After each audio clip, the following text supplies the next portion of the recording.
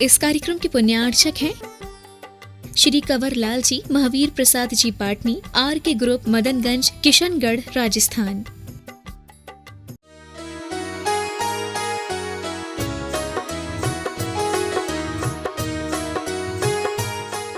आगे देखते हैं। मंगल भवन अमंगल हारी, पारसनाथ जगत हितकारी, सुख संपत सबही घर आवे, पारस कथा इह विधि वज्र नाभि नर राय, करें भोग चक्री पद पाय, धर्म ध्यान आचरे, निर्मल निधि पंथ पग धरे, पूजा करें जिनालय जाय, पूज सदा सो गुरु के पाय, सामायिक साधे अगनास करे, परब प्रोषद उपवास, चार प्रकार दान नित देय, अवगुण त्याग गुण गहलेय, सप्तशील पाले बड़ भाग, मन वच काय धर्म सोराग, सिंहासन पर बैठ नरेश, करे पुनीत धर्म उपदेश, सुजन सभा जन किंकर लोग, देश सुहित शिक्षा सब जोग, बीज राख फल भोगवे, ज्यों किसान जग माहि, त्यों नक चक्री नृप सुख करें, धर्म विसारे नाहि। ओम अरहम नमः, ओम अरहम नमः, ओम अरहम नमः, ओम अरहम नमः, ओम अरहम नमः, ओम अरहम नमः, ओम। वह चक्रवर्ती धर्म ध्यान से दिन रात गुजारता है, कभी भी नीति मार्ग का उल्लंघन नहीं करता, जिनालय में जाकर के पूजा करता है, अपने हाथ से मुनि महाराजों को आहार देता है। सुन रहे हो, कितने ही बड़े हो जाना, लेकिन दान अपने हाथ से करना। कभी किसी भिखारी को किसी दूसरे से दिलवा देना, लेकिन मुनि महाराज को दान हमेशा अपने हाथ से देना, कभी नौकरों से मत दिलवाना। मंदिर के काम हमेशा अपने हाथ से करना, और मंदिर में पूजा भी अपने हाथ से करना, विधान भी अपने हाथ से करना, खुद उपस्थित होकर के करना। ये काम वो हैं जो खुद अपने हाथ से किए जाते हैं, तभी अपने को फल देते हैं। और इस तरह से वह धर्म ध्यान करता हुआ अपना जीवन निकालता है। राज सिंहासन पर भी बैठता है तो धर्म की चर्चा करता है, और अनेक प्रजाओं के लिए जो सामने अनेक बड़े बड़े राजा होते हैं, मंत्री होते हैं, उन सबको भी धर्म की शिक्षा देता है। जो जैसा होता है वो वैसा ही पाठ सिखाता है। जब व्यक्ति धर्म का खुद आचरण करता है तो धर्म दूसरों को भी सिखाता है, और अपने आप उसके माध्यम से दूसरे लोग धर्म सीखने लग जाते हैं। एक बहुत बड़ी बात, बीज राख फल भोगवे, ज्यों किसान जगमाई। एक किसान होता है, बीज अपने पास में रखे रहता है, जब महीना आता है बरसात का, तो वह बीज उस समय पर वपन करता है। उससे पहले वह उन बीजों को रखे रहता है। फसल आती है, और फसल आने के बाद में फसल भी खा लेता है, बेच भी लेता है, लेकिन उसके बावजूद भी कुछ बीज फिर भी बचा के रख लेता है। ये किसान की चतुरता होती है। इसी किसान की तरह हर एक आदमी को बनिया वृत्ति रखनी चाहिए। बनिया वृत्ति जानते हो? बनिया आदमी बहुत होशियार होता है। आज के जैन जितने भी हैं सब बनिया ही हैं, छत्री तो कोई दिखती ही नहीं है। इन्हीं बनियों को ही वैश्य कहा जाता है। वैश्य व्यापार चलता है, संगठन होते हैं दुनिया में, जो भी लोग व्यापार कर रहे हैं सभी क्या कहलाते हैं? वैश्य कहलाते हैं। यह बनिया वृत्ति में सबसे बड़ी बात इनको सिखाई जाती है, बेटा पूरा का पूरा खर्चा कभी नहीं कर देना, थोड़ा बचा के रखना, बैंक बैलेंस देखते रहना। बैलेंस भी बढ़ता चला जाए, खर्चा भी होता चला जाए, और इस तरीके की अगर टेंडेंसी बन जाए तो समझना कि तुम सफल हो रहे हो। और यही चीज सिखाई जाती है बचपन से। किसान भी जानता है कि पहले अगर हमने कोई फसल उगाई है तो उस फसल को पूरा का पूरा वो बेच नहीं देता, पूरा का पूरा खा नहीं लेता। अच्छे अच्छे जो बीज होते हैं जो अगली फसल के लिए काम आएंगे उन्हें अपने पास में रख लेता है एक समझदार किसान। पुण्य पाप पर भारी पड़ना चाहिए। और पुण्य अगर पाप पर भारी पड़ेगा तभी आप नया पुण्य करने का भाव करोगे। और यहां पर अगर आपके लिए पुनः पुनः रोज रोज आने का भाव हो रहा है तो समझना कि आपका पुण्य पाप पर भारी पड़ रहा है, आप पाप को जीत रहे हो। इसीलिए ये जलवा दिखाई दे रहा है। इसीलिए ये पारस कथा में पहली बार लोगों के अंदर ये हुजूम उमड़ा है कि देखे तो मैंने बहुत बार कथाएं सुनी है, ये पारस कथा में होता क्या है और कौन सा कथाकार आ गया। अब लोग कहने लगे महाराज तुम्हें कोई कथाकार ना कहने लगे। लोग कह देना भैया क्या फर्क पड़ रहा है।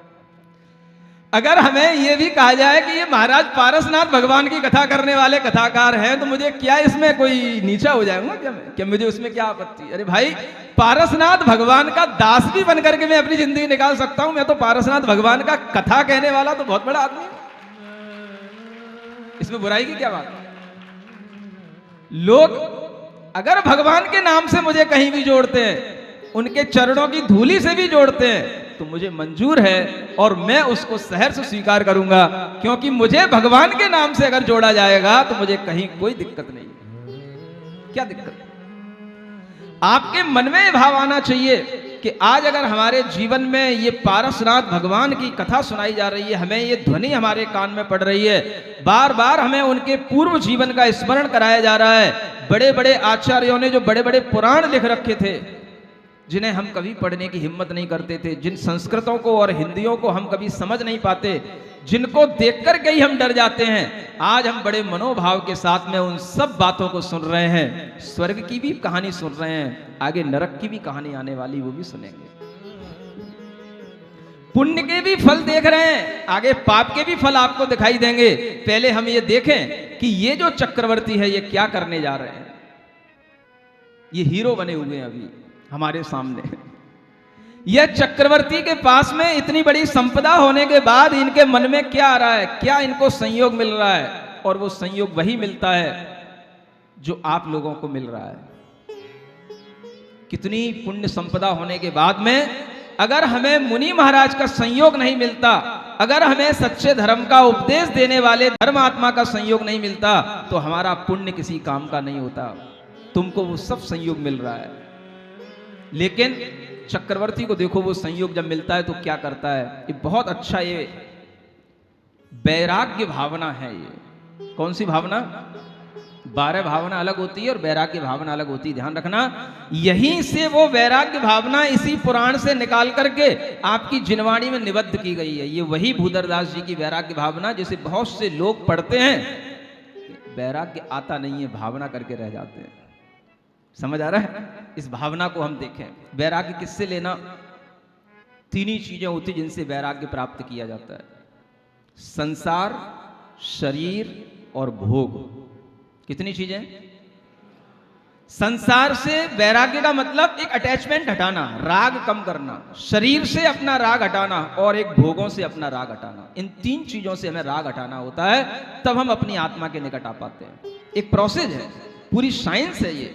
जब तक आप इस तरीके से राग से, अटैचमेंट से नहीं हटेंगे, तब तक आप अपने सेल्फ के निकट नहीं आ पाएंगे, अपने आत्मा के निकट नहीं आ पाएंगे, अपने आप में नहीं आ पाएंगे। बड़े बड़े चक्रवर्ती भी धर्म ध्यान तो करते रहते हैं, धर्म पुरुषार्थ करते रहते हैं, लेकिन मोक्ष पुरुषार्थ अलग ढंग से किया जाता है। पुरुषार्थ कितने होते हैं? 4। शुरू में तो महाराज आपने 3 ही बताए थे, धर्म पुरुषार्थ, अर्थ पुरुषार्थ और काम पुरुषार्थ। 3 इसलिए बताए थे कि उस समय पर तुम्हारे काम के 3 ही थे, लेकिन जानकारी तो हमें सबकी रखनी ही चाहिए। कब किसके मन में क्या हो जाए, जीवन के अंत में भी क्या घटित हो जाए, तैयार रहना।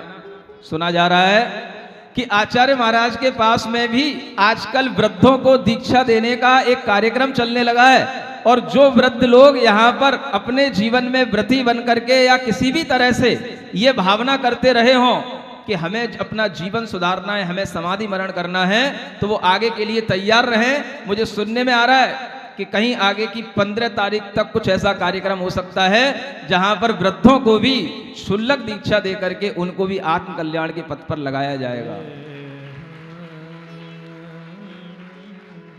कहोगे महाराज मैं तो भी जवानी हूं, आप तो वृद्धों की बातें कर रहे हो। आगरा के वृद्ध भी जवानी दिखते हैं, कभी भी वो धोती कुर्ते में तो दिखते ही नहीं, पैंट शर्ट में ही दिखते हैं हमेशा। बाल तो कभी किसी के यहाँ पर सफेद दिखाई देते ही नहीं, काले दिखेंगे। अगर कहीं कभार कोई भूल गए हो, टाइम ना मिला हो, डाई करने में कमी रह गई हो, तो थोड़े से लाल लाल से दिखने लग जाते हैं, सफेद तो कभी दिखाई देते ही नहीं। अब बताओ ऐसे लोगों का कल्याण कैसे होगा? हो सकता है शायद ये कुछ 12 भावना, वैराग्य की भावना पढ़ने से कुछ भाव आ जाए। पढ़ते हैं, बहुत अच्छा भाव है, आप सबको मन लगा करके इसको पढ़ना है। इह विधि राज करें नर नायक, भोगे पुण्य विशाल, सुख सागर में रमत निरंतर, जात न जाने काल। एक दिना शुभ कर्म संजोगे, क्षेमंकर मुनि बंदे, देख श्री गुरु के पद पंकज, लोचन अली आनंदे। तीन प्रदक्षिण दे सिर नायो, करि पूजा थुति कीनी, साधु समीप विनय कर बैठो, पायन में दिठि दीनी। गुरु उपदेशो धर्म शिरोमणि, सुन राजा वैरागे, राज रमा वनिता दिक जे रस, तेरस बेरस लागे। मुनि सूरज कथनी किरणावल, लगत भरम बुद्धि भागी, भवतन भोग स्वरूप विचारे, परम धर्म अनुरागी। राजा का एक संयोग बना, अपने पुण्य से सुख सागर में रमण करता हुआ, उसी में रमा हुआ, उसका बहुत जीवन व्यतीत हो गया। एक बार पुण्य संयोग बना, बहुत वर्ष बाद बनता है पुण्य संयोग। जैसे 50 वर्ष बाद तुम्हें ये चातुर्मास आचार्य महाराज की कृपा से मिला है, ऐसे ही बहुत वर्ष बाद ऐसे संयोग बनते हैं। एक बार संयोग बना, उन्होंने श्री गुरु क्षेमंकर नाम के मुनि महाराज देखे, और देख करके उनके अंदर ऐसे वंदना के भाव आए। उनके चरण कमलों को देख करके उनकी पूजा की, उनकी वंदना की, 3 प्रदक्षिणा दी, और उनके समीप में विनय करके बैठ गए, चरणों में दृष्टि रख करके बैठ गए। गुरु ने जब उनकी ओर देखा तो पता पड़ा कि ये कुछ सुनना चाहते हैं, कुछ अपने लिए उपदेश चाहते हैं। और वह उपदेश सुनते सुनते उन राजा को ऐसा वैराग्य का भाव आने लग गया कि मुनि महाराज ने उन्हें और कुछ नहीं सुनाया। ये 3 चीजों की ही वास्तविकता बताई, संसार की वास्तविकता, भोगों की वास्तविकता और शरीर की वास्तविकता। रियलिटी से सिर्फ परिचय कराया और कुछ नहीं कराया। अगर हम इन 3 चीजों की रियलिटी समझ लें, इससे अपना थोड़ा सा जो मोह भंग कर लें, तो हमें अपनी वास्तविक स्थिति को पता पड़ने में देर नहीं लगेगी। और यही रियलिटी जो सामने आ रही है, चक्रवर्ती के सामने आई, राज रमा वनिता दिक जे रस, तेरस बेरस लागे। एक राजाओं का सुख, रमा माने अपने भोग संपदाओं का सुख, लक्ष्मी का सुख, और वनिता माने अपनी स्त्री आदि का सुख। ये सब सुख उन्हें बेरस से लगने लगे, क्योंकि उन्हें मुनि महाराज के वचनों से भव तन भोग स्वरूप का वह विचार करने लगे। 3 चीजें, भव माने संसार, तन माने शरीर, और भोग माने ये 5 इंद्रियों की संपदाएं। इन 3 चीजों का अगर हम स्वरूप का विचार करने लगे, माने इनकी अगर हम भीतर तह में घुस जाएं, इनकी रियलिटी समझने लग जाएं कि आखिर ये चीजें हमें कैसे सुख देती हैं, अगर हम इस साइंस को समझने लग जाएं, तो हमारे अंदर भी ये वैराग्य के भाव आ सकते हैं। क्या होने लग जाता है, संसार की रियलिटी पहले समझते हैं, भव की वास्तविकता क्या है। इस संसार महावन भीतर, भ्रमते और न आवे, जामन मरण जरा जब दावे, जीव महादुख पावे। कबही जाय नरक थिति भुंज, छेदन भेदन भारी, कबहु पशु पर जाय धरे तहाँ बद बंधन भयकारी।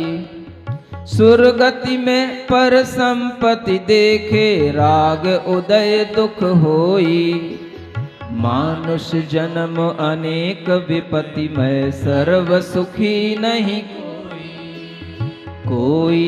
इष्ट वियोगी बिलखें कोई अशुभ संयोगी। कोई दीन दरिद्री बिगुचे कोई तन का रोगी। किसी घर कलहारी नारी कै बैरी सम भाई। किसी के दुख बाहर दिखें किसी उर्दु चिताई। कोई पुत्र बिना नित झूरे होय मरे तब रोवे। खोटी संतति सो दुख उपजे क्यों प्राणी सुख सोवे। पुण्य उदय जिनके तिनके भी नाहि सदा सुख साता। यूं जगवास जथारथ देखत सब दीखें। जो संसार विषय सुख हो तो तीर्थंकर क्यों त्यागे। काहे को शिव साधन करते संयम सो अनुरागे। यह इस संसार की यथार्थ स्थिति है। नरक स्वर्ग ये सब चीजें अपनी अपनी जगह एग्जिस्ट करती हैं और स्वर्गों में भी जाने के बाद में बहुत सुख मिलता हो ऐसा नहीं है, क्योंकि वहां पर भी सुख हमारे राग के कारण से मिलता है। जब वो राग छूटता है तो वहां पर भी दुख होता है। नरकों के दुख तो आपको आगे देखने को मिलेंगे ही। आपने अगर नहीं देखे होंगे तो आपको दिखाने की कोशिश करूंगा, विश्वास दिलाने की कोशिश करूंगा। नरकों में तो सुख है ही नहीं, स्वर्गों में भी सुख दुख का कारण बन जाता है। तिर्यंचों के दुख तो अपने को स्पष्ट दिखाई ही देते हैं।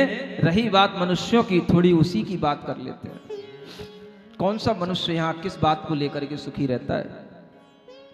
इस मनुष्य जन्म में अनेक विपत्तियां उसके सामने आती रहती हैं। पूर्ण रूप से सुखी कोई भी नहीं होता है। कोई इष्ट वियोगी बिलखे, अपने सगे संबंधी हो जाते हैं। वो जब कभी कोरोना की वेव्स आ जाती हैं, कोई भी दूसरे और मलेरिया हैजा वगैरह अनेक तरीके की बीमारियां आ जाती हैं, अनेक प्रकार के रिश्तेदार उसमें, अनेक बंधुजन उसमें निपटते चले जाते हैं, बिलखते रह जाते हैं। इष्ट वियोगी बिलखे। किसी को अशुभ संयोग मिल जाते हैं। घर में कैसी स्त्री आ गई, कैसा बेटा जन्म ले लिया, किससे विवाह करा लिया, कैसे रिश्तेदार बन गए, कैसे ग्राहक बन गया, कैसा बिजनेस का पार्टनर बन गया। ऐसे अनेक अशुभ संयोग मिल जाते हैं जो जीवन में दुख देने के कारण बन जाते हैं, जिनसे निपटते निपटते पूरा जीवन निकल जाता है। कोई व्यक्ति जीवन पर्यंत तक दीन दरिद्री बने रह जाते हैं। कोई व्यक्ति शरीर के रोगी बन करके पूरा जीवन निकाल देते हैं। पता नहीं पड़ता कब किसके लिए कौन सी बीमारी आ जाए, कब पैरालिसिस हो जाए, कब कौन सी साइड पर अटैक आ जाए और हम अधमरे से बेड पे ही पड़े रह जाएं।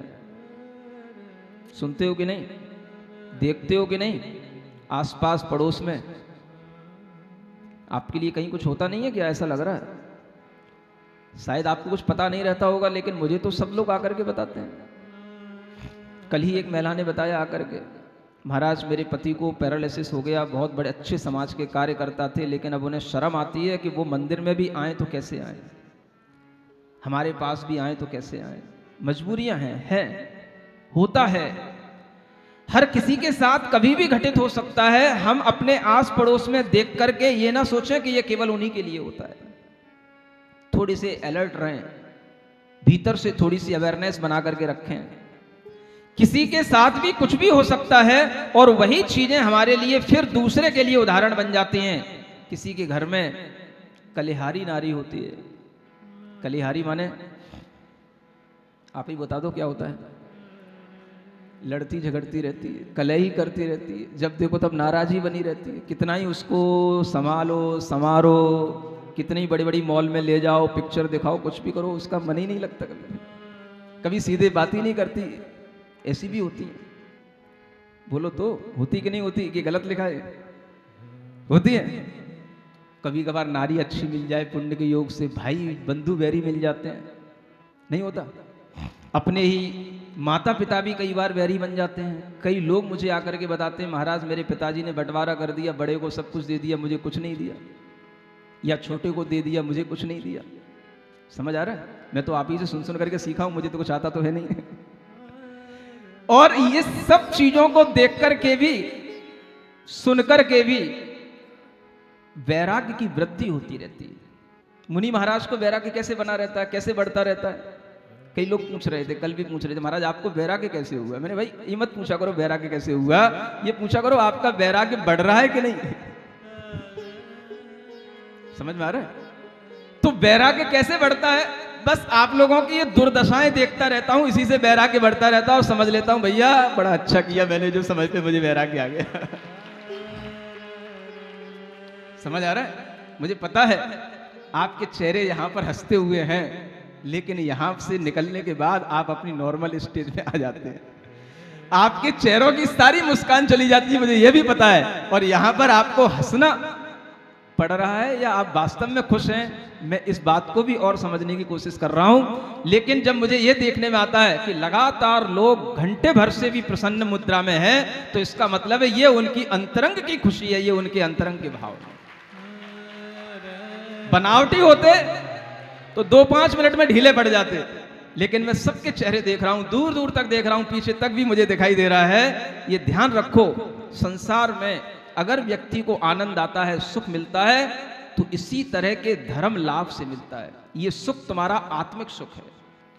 अन्यथा संसार में जो लोग हैं इसी तरह के दुख में पड़े हुए हैं। किसी के दुख बाहर दिखाई दे जाते हैं, कोई रोगी के रूप में दिखाई दे जाता है, किसी के लिए कोई धन संपत्ति का अभाव हो जाता है तो बाहर से दिखाई दे जाता है, लेकिन कोई लोग भीतर ही भीतर मन ही मन में भी रोते रहते हैं। अनेक प्रकार के दुख मन में भरे रहते हैं। आप ऐसे भी लोगों को देखना कि जिनको कभी जीवन में हंसी नहीं आती। कोई जरूरी नहीं कि उनके अंदर कोई दुख हो, लेकिन कहीं ना कहीं हंसी नहीं आ रही है, तो हंसी क्यों नहीं आती? इतने गंभीर भी क्यों होते लोग? ऐसा भी कौन सा स्वभाव होता है? सुन रहे हो? ऐसे भी बहुत से बच्चे होते हैं खुल के हंसते नहीं कभी। यह भी अपने आप में एक बड़ा रोग है, बड़ी बीमारी है, बड़ी दिक्कत है। इससे भी निकलना पड़ता है और ये निकलना चाहिए। अगर आप खुल करके हंसना जानते हो तो समझ लेना कि आप जिंदगी की हर समस्या का समाधान जानते हो। ये वो चीजें हैं जो हमारे जीवन में घुली होनी चाहिए, और इसलिए हर आदमी को कभी ना कभी हंसना चाहिए। अगर दूसरे के सामने हंसने में डर लगता है, अकेले कमरे में बैठ के हंस लेना चाहिए। अपनी पत्नी के सामने हंसने में डर लगता है तो अकेले में बैठ करके कभी हंस लेना। हाँ, डर की बात होती है। कभी लोगों को ये भी डर लगता है पत्नी के सामने हंसूंगा तो आज वो फिर सिर पे बैठ जाएगी, फिर कहेगी मुझे उस मॉल में ले चलो, उस होटल में ले चलो। तो कई लोग पत्नी के सामने हंसते नहीं, जानबूझ के नहीं हंसते, लेकिन उनका वो नेचर बन जाता है कि वह हंसना ही नहीं है, तो फिर उनके लिए दुखदाई हो जाता है। तो कहीं ना कहीं हंसना पड़ता है। और इसीलिए बहुत से लोग आजकल सुबह आ रहे हैं योगा में, और आज तो बड़े खिलखिला करके हंसे थे योगा में, आनंद ले रहे हैं। हर तरीके का आनंद लीजिए। आप अपने मन में यह भी विचार करते रहिए कि संसार में दुख ज्यादा है, सुख तो क्षणिक है, बहुत कम है, क्योंकि ये दुखमा काल ही है। कौन सा काल चल रहा है? दुखमा काल चल रहा है। सुख भी मिलता है तो बहुत दुख से मिलता है, बहुत परिश्रम करके, बहुत कष्ट सह करके तब कुछ सुख हाथ में आता है, और वो हाथ में आने के बाद क्षण भर में चला जाता है, क्योंकि अपना कोई ना कोई प्रतिद्वंदी अपने सामने खड़ा हो जाता है। सुख मिलने के क्षण में भी हमारे लिए वो सुख बहुत देर तक नहीं टिकता। आप कोई भी बिजनेस करें, बगल में आपके लिए दूसरा बिजनेसमैन एक और आकर के दुकान खोल के बैठ जाता है। समझ आ रहा है? और कई बार तो वो मार्केट ही बन जाती है कि भाई इसमें कपड़े की मार्केट है, ये सोने चांदी की मार्केट है, बर्तनों की मार्केट है। समझ आ रहा है? अब वहां पर क्या होता है? आपस में प्रतिस्पर्धा के अलावा और क्या होता है? आप ये समझें कि ये सब हमारे लिए दुख की चीजें हैं, लेकिन उसमें भी भीतर से धर्म की बातें समझते रहें। संसार का स्वरूप जानने के बाद में थोड़ा सा शरीर का भी स्वरूप देखने की कोशिश करें। सुनोगे? भागोगे तो नहीं। सच्चाई से डरना नहीं, थोड़ा समझने की कोशिश करना, और मुंह भी बनाना नहीं। है ना। सब इसी सच्चाई में ही है जो यहां बताया जा रहा है। पढ़ते हैं। देह अपावन अथिर घिनावन, या में सार न कोई। सागर के जल सो शुचि कीजे, तो भी शुचि नहीं होई। सात कुधात मई मल मूरति, श्याम लपेटी सोहे। अंतर देखत या सम जग में, और अपावन को है। नवमल द्वार स्रवैनि शिवासर, नाम लिए घिन आवे। व्याधि उपाधि अनेक जहां तहां, कौन सुधी सुख पावे। पोखत तो दुख दोष करे सब, सोखत सुख उपजावे। दुर्जन देह स्वभाव बराबर, मूरख प्रीति बढ़ावे। राचन जोग स्वरूप नया को, विरचन जोग सही है। यह तन पाय महातप कीजे, या में सार यही है। या में सार यही है।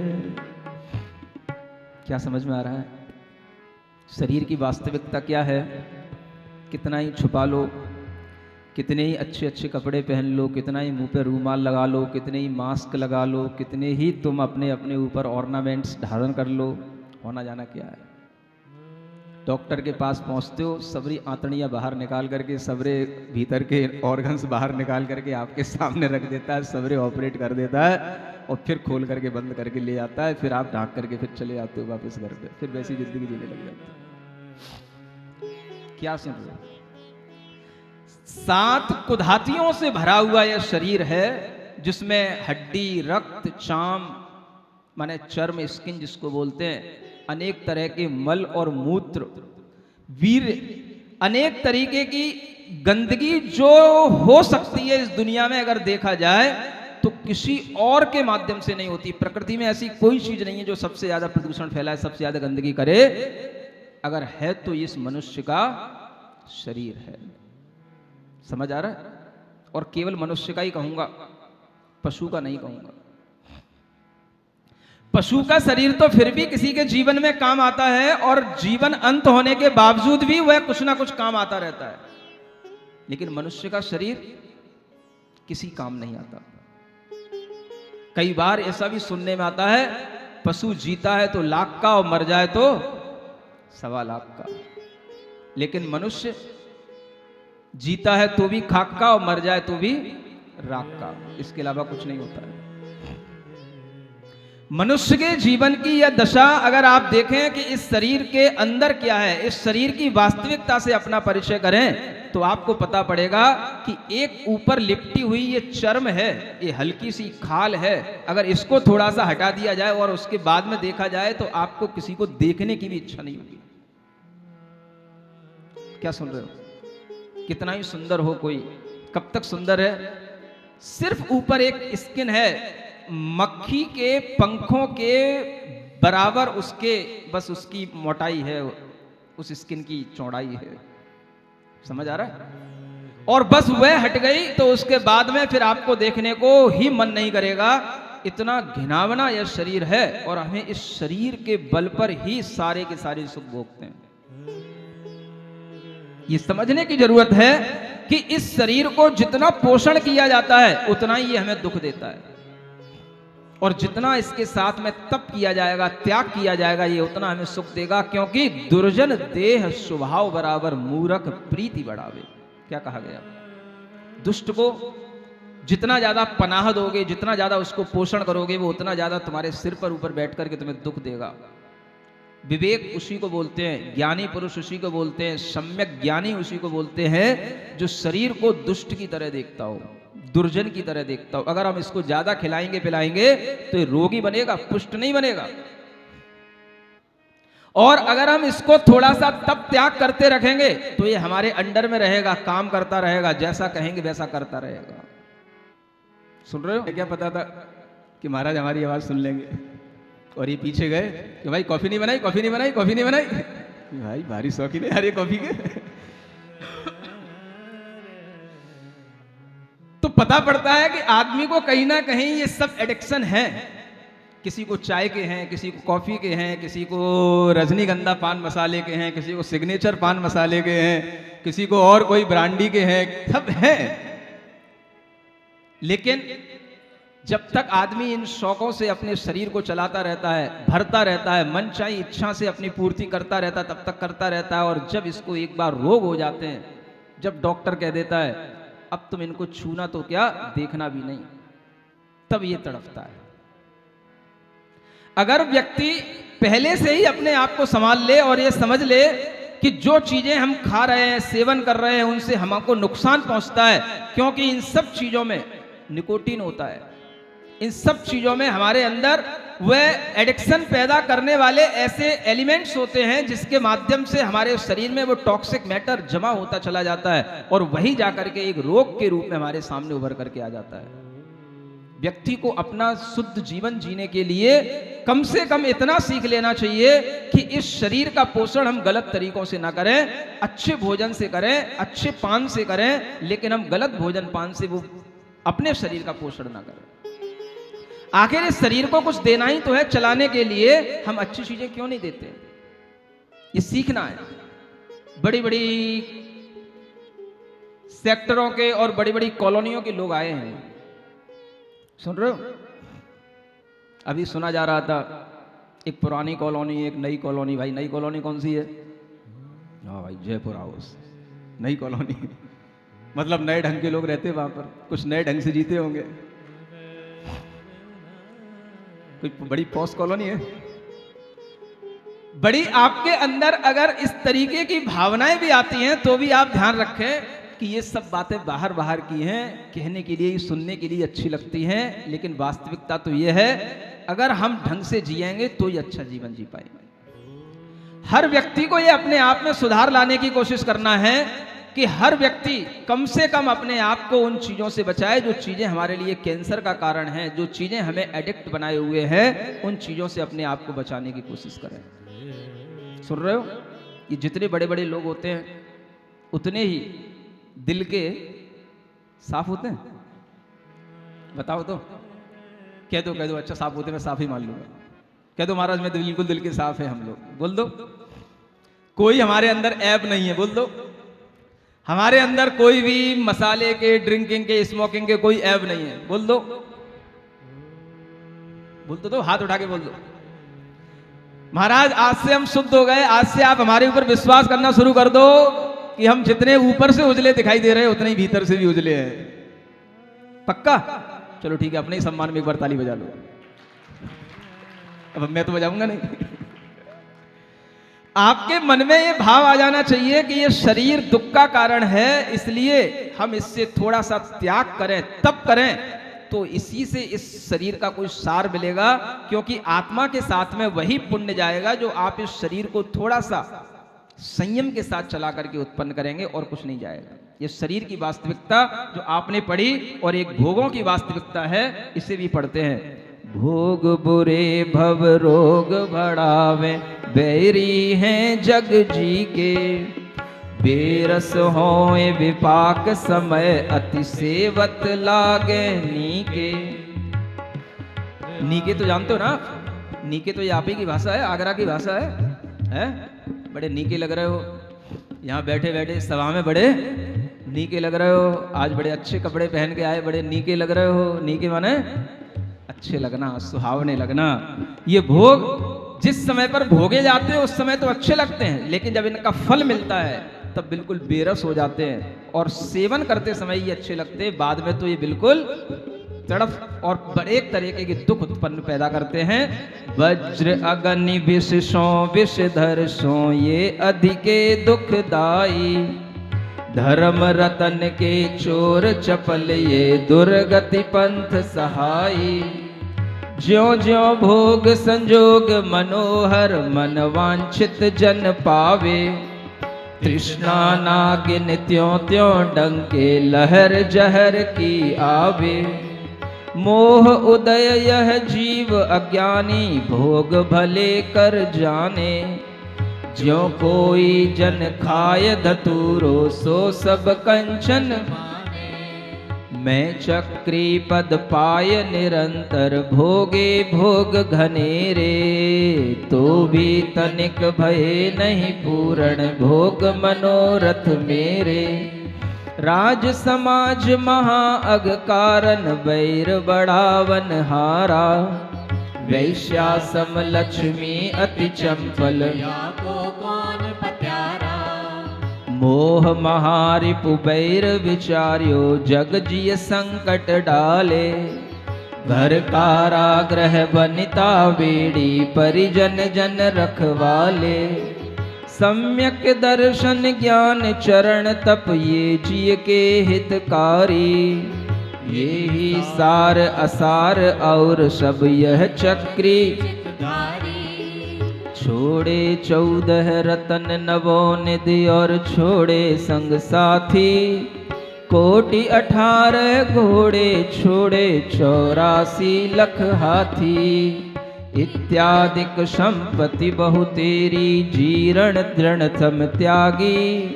नीति विचार नियोगी सुत को राज दियो बड़ भागी। होय निशल्य अनेक नृपति संग भूषण बसन उतारे। श्री गुरु चरण धरी जिन मुद्रा पंच महाव्रत। धन यह समझ सुबुद्धि जगोत्तम धन यह धीरज धारी। ऐसी संपत्ति छोर बसे बन तिन पद धोक हमारी। परिग्रह पोटोतार सब लीनो चारित पंथ। निज स्वभाव में थिर भये वज्रनाभि निर्ग्रंथ। क्या हो गया? भोगों की भी कहानी उन्होंने समझ ली और जब उन्होंने संसार शरीर भोगों की वास्तविकता समझ ली तो उन्हें लगा कि ये केवल मोह के कारण से यह जीव अज्ञानी बना रहता है। और ऐसा लगता है कि जैसे जब किसी जीव को धतूरा खिला दिया जाए तो उसे सब कुछ कंचन सा दिखाई देता है, सोने का दिखाई देता है। ये जो हमारे अनेक प्रकार के घर के लोग हैं ये अब उसको कैसा दिखने लगे? ये सब हमें बंधन में बांधने वाले, ये सब हमें इस जेल में डाले रखने वाले कारागृह के समान ये मुझे घर दिखाई दे रहा है। और घर के लोग उसे कैसे दिखने लगे? जेल में पड़े रहूं तो जेल की रखवाली करने वाले घरवाली और घरवाले हैं, ऐसा दिखने लगा। क्या सुन करके? संसार शरीर और भोगों की वास्तविकता को सुन करके। और फिर उस चक्रवर्ती के मन में आया कि अगर अपनी आत्मा का हित करने वाली कोई चीज है तो वह है सम्यक दर्शन, सम्यक ज्ञान और सम्यक चारित्र का पालन, और वह दिगंबर मुद्रा में ही हो सकता है। इसलिए उसने सारा राजपाट त्याग करके, अपना राजपाट अपने पुत्र आदि को सौंप करके और एक निर्ग्रंथ मुनि के पास जा करके अपनी सारी संपत्ति छोड़ करके वह दिगंबर मुनि महाराज बन गए। और वह वज्रनाभि दिगंबर मुनि बनकर के अपनी आत्म ध्यान में, अपनी आत्म साधना में लीन हो गए। सुन रहे हो? आप उनको यहीं पर छोड़ देते हैं, एक दिन उन्हें तपस्या करने देते हैं और वह आत्म साधना में लीन रहते हुए वह वज्रनाभि चक्रवर्ती आगे क्या करते हैं, क्या उनके साथ गुजरता है, ये आगे की कथा अपन कल सुनेंगे, कल पढ़ेंगे। आज के लिए इतना ही पर्याप्त है। बोलो पार्श्वनाथ भगवान की।